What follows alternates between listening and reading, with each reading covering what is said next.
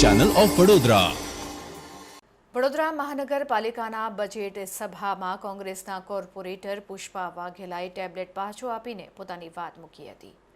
Budget પહેલા જ ward number 1ના કોંગ્રેસ કોર્પોરેટર પુષ્પાબેન વાઘેલાએ ટેબ્લેટને પાછું આપ્યું હતું અને ટેબ્લેટ પાછું આપવાના સમયે તેમણે જણાવ્યું હતું કે જે બજેટ રજૂ કરવાના છે તેમાં કોઈ રીતે કાગળનો બચાવ થયો નથી અને પર્યાવરણની જાળવણી પણ થઈ નથી।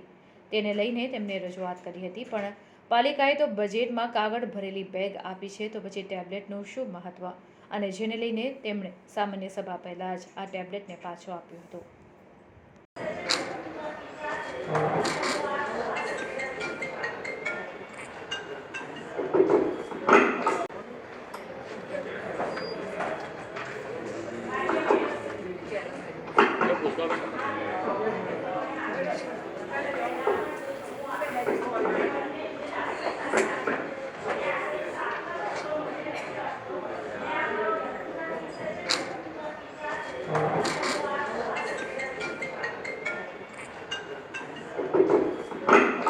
કોઈપણ કાર્ય એ સારા આશય સાથે થતું હોય એમાં સર્વહિતાય હોય, બરાબર છે।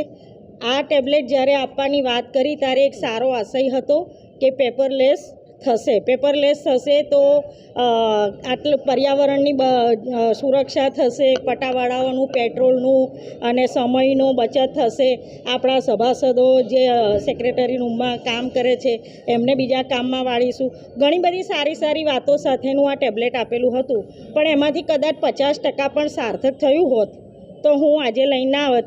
આ થેલો ઊંચકીને આવી છું, 5 કિલો જેટલો વજન છે અને હાથમાં આપણને ટેબ્લેટ આપે છે એનો કોઈ મતલબ રહેતો નથી। જે દાડે 50%નો આશય સાચો થશે એ દાડે સ્વીકારીશું।